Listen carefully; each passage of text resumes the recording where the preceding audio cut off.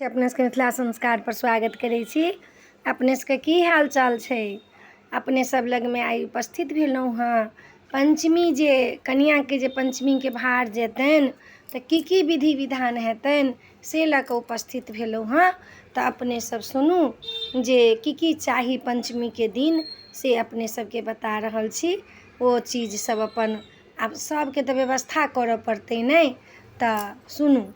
सबसँ पहिले तऽ हिनका जे पंचमीके जे भार जेतनि आ पंचमीके कनिआँ जे पूजथिन तऽ हुनकर ला सबसँ पहिले नव साड़ी, 2 पल्ला साड़ी। आब तऽ लोकके जतेक चीज छै ततेक, जते आँट छै तते लोक करै छै, लेकिन अनिवार्य 2टा साड़ी छै। एकटा पूजऽवाली पूजऽके लेल, एकटा फूल लोढ़ऽके लेल।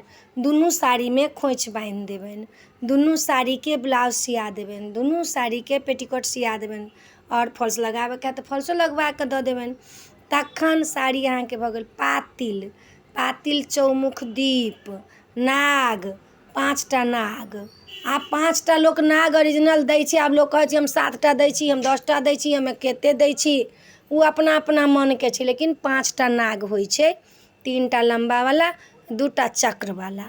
तखन पातिल हैत, चौमुख दीप हैत, ओहिमे दीप ला बत्ती देबऽ पड़त। सब सासुरेके चीज होइ छै, नैहरके चीज नहि होइ छै। जिनका नहीं छै ओते आँट से तऽ नैहरोमे करै छै, सासुरसँ कनिको चलि आयल तऽ भऽ गेल।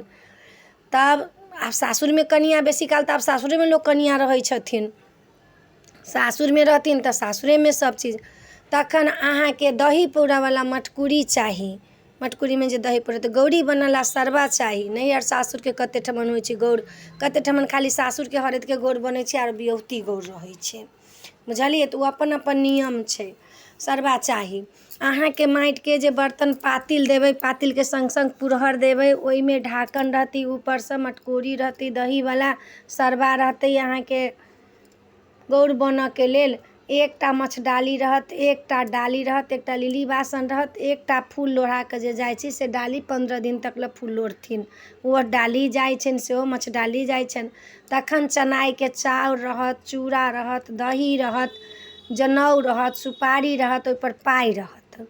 तखन गौरके नैवेद्य लए अहाँ काजू, किशमिश, ड्राई फ्रूट जते होइए से सब दियौ। फल फूल लए पैसा दियौन, मिश्री दियौन, लाबा दियौन। अहाँके लाबा देबऽ पड़त, लाबा दियौन। मूँगके औंकरी रहत 60के नैवेद्यके लेल, चनाके औंकरी रहत 60के नैवेद्य लए। 60 रङ्गके लोक नैवेद्य दै छै, 60 राजाके नैवेद्य पड़ै छै, तऽ मूँगके औंकरी रहबे करै छै ओहिमे। आ सब दिन कनि कनिके चनाइके नैवेद्य पड़ै छै, कनिक बरसीके नैवेद्य पड़ै छै, कनि 60के नैवेद्य पड़ै छै, गौरके नैवेद्य पड़ै छै सब दिन। तऽ ओहि लए तऽ अहाँके सब चीज देबऽ पड़त भरपूर कऽ कऽ। कनि मनिसँ तऽ काज नहि हैत। ओहिमे चौमुख दीपमे कते लोक 24 घण्टा दीप जरबै छै, कते लोक पूजा कालमे जरेलक, साँझ कालमे जरेलक। ओहि लए घी दियौ चाहे सरिसोके तेल दियौ जराबऽके लेल। कनिआँके खाय लए अहाँ चाउर दियौ, दालि दियौ। अहाँके अनूना खाइ छै तऽ अनूनाके जे सामान होइए से दियौन। अनूना नहि खाइ छथि, 2 दिन अनूना करै छथि, शुरू दिन आ लास्ट दिन, तब तऽ ओ तऽ खीरके चाउर पातिलमे अहाँके जात। तखन केचुआ बन्हाकऽ जात, बिन्नीके पोटरी जे कहै छियै से बन्हाकऽ जात। ओहिमे हर्रे बहेरा सुपारी, ओहिमे अहाँके जङ्गी हरदि रहतै, धान धनी दूइब, पैसा सुपारी सबटा ओहिमे, सोना सर्फी सब बान्हू जे बान्हऽके अइ से। ओहिमे सब खजाना बान्हल रहै छै। ओहि लऽ कऽ जे छथिन पबनैतिन से लऽ कऽ कथा सुनै छथिन। केचुआ दुनू दिन बनै छै, शुरुओ दिन आ लास्टो दिन। शुरू दिनके सामानसँ एकोटा सामानसँ अहाँके लास्ट दिनमे नहि हैत। लाबा ओतेक देबै जे 15 दिन चढ़िकऽ फेर ओहि दिन अहाँके लाबा देबही पड़त। दही सासुरसँ सेहो पौरा कऽ जाइ छै, चूड़ा दही सब सबटा जाइ छै।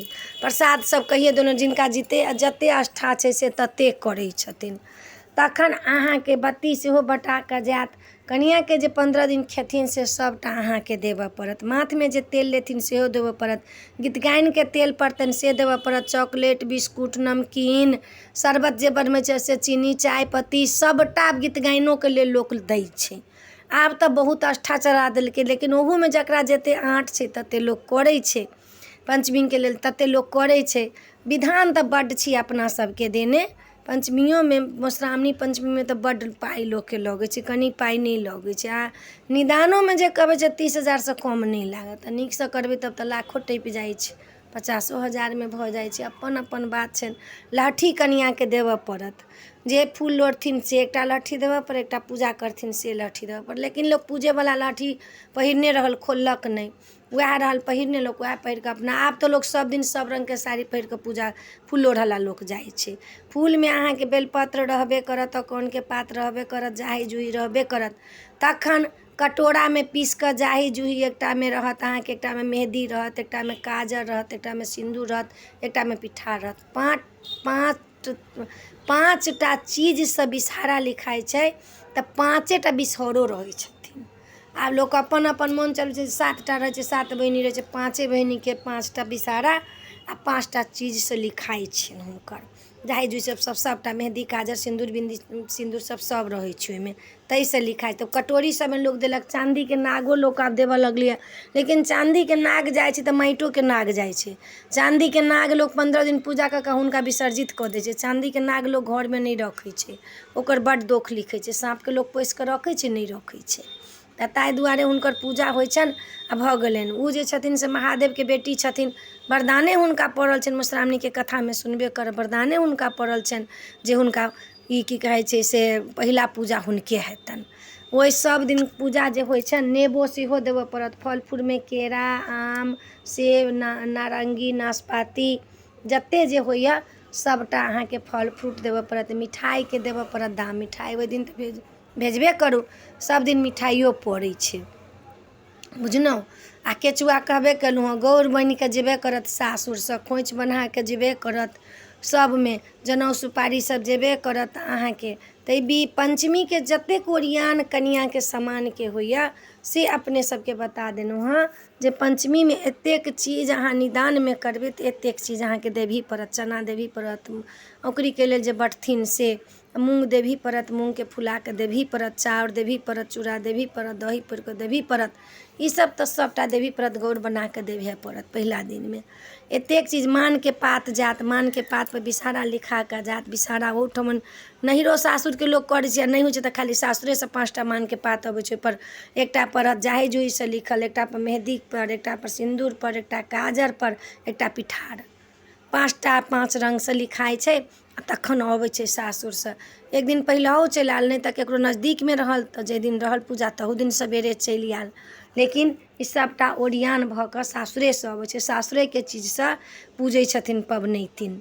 हुनकर झाड़ू बाढ़नि सूप चालनि ऐँठि कुठि किछु नहि छुबऽला हैत। नहाय खायके दिनसँ जे 15 तारीखसँ शुरू छनि तऽ 14हीके रातिमे नहेथिन। 14हीके दिन कनिआँ नहेथिन सोनेथिन आ हुनकर माथ मिरा जेतनि, रातिमे तेल पड़तनि, सिन्दूर लगतनि।